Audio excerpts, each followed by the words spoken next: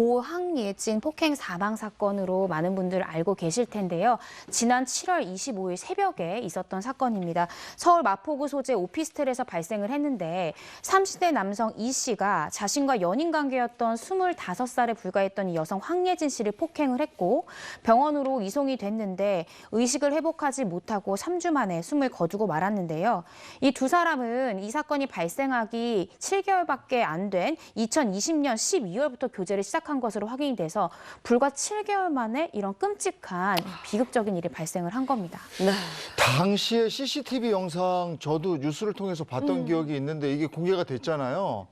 그래서 굉장히 그 국민적인 굉장히, 반향이 충격적이었죠. 있었던 그런 사건이었는데요. 네, 뭐 37분간의 분량이었고 사실 지금 이 사건 맡고 있는 두 분의 변호사님하고도 저하고도 굉장히 절친한 사이고 황예진 씨 어머님하고도 통화를 많이 했었는데 저 CCTV 영상을 보면 한 5번 정도의 폭행이 일어나는데 앞에 있는 폭행들을 보더라도 정말 이루 말할 수 없는 참혹한 폭행이었는데 마지막 예진 씨가 쓰러지는 폭행은 엘리베이터 옆에 있는 사각지대에 있는 곳에서 폭행이 일어나요. 그래서 그 폭행은 사실상 보이지 않는 폭행이고 그리고 난 다음에 예진 씨가 쓰러지고 고 황예진 씨가 쓰러지고 난 다음에 다시 엘리베이터에 타고 올라가는 그 모습을 보는데 그 모습들이 정말 사람이 축 늘어져 있는 모습이다 보니까 국민들이 너무너무 좀 이렇게 당황스럽고 좀 그 영상을 보면서 충격을 받았다라는 점은 말씀드릴 수 있습니다. 네, 황예진 씨가 의식을 잃고 쓰러졌는데 그 이후에 남자친구 이 씨의 대처 역시도 논란이 됐습니다.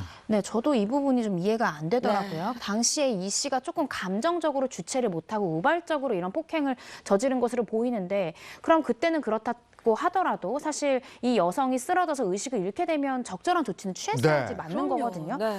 근데 엘리베이터 앞에서 의식을 잃고 쓰러졌는데 이 남자친구의 태도가 뭐 의식을 살리려고 노력하거나 그런 게 아니라요. 이 여자친구를 질질 끌고 집으로 데려갑니다. 이 과정에서 몸이 바닥으로 축 처지거나 혹은 막 몸이 부딪히거나 하면서 그 황예진 씨 몸에는 상당한 충격이 갔을 것으로 보이는데요.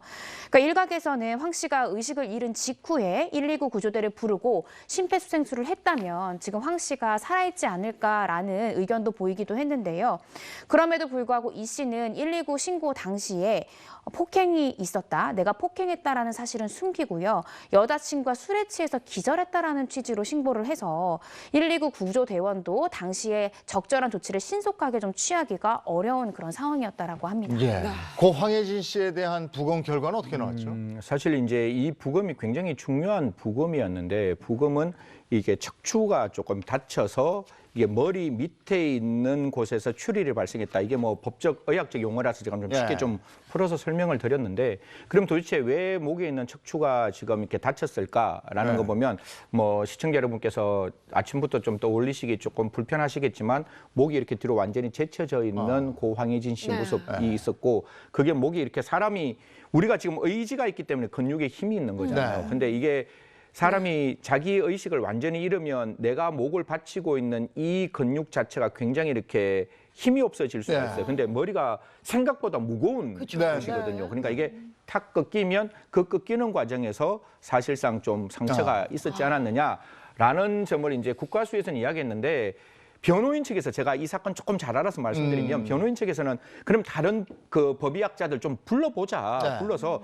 도대체 사망의 원인이 어디서 어떻게 발생했는지 좀 살펴보자라고 했는데 사실은 이런 부분들이 1심에서 뭐 판사님이 제대로 정말 열심히 판결을 하시고 들여다보셨지만 그 유족 측과 변호인 측의 입장에서는 조금 아쉽다. 이런 부분들에 대해서 조금 좀 잘 들어보자라고 했는데 국과수의 의견은 그렇게 목이 꺾여진 부분이었지만 다른 곳에서 어떻게 또 다른 폭행이 있었는지 이런 부분들이 국과수 외에 나머지 부검이들에 대한 평가는 법정에서는 없었다는 말씀드리겠습니다. 네, 그리고 얼마 전 고 황예진 씨를 폭행해 숨지게 한 혐의로 구속된 이 남자친구 이 씨가요 1심 재판에서 징역 7년을 선고받았습니다.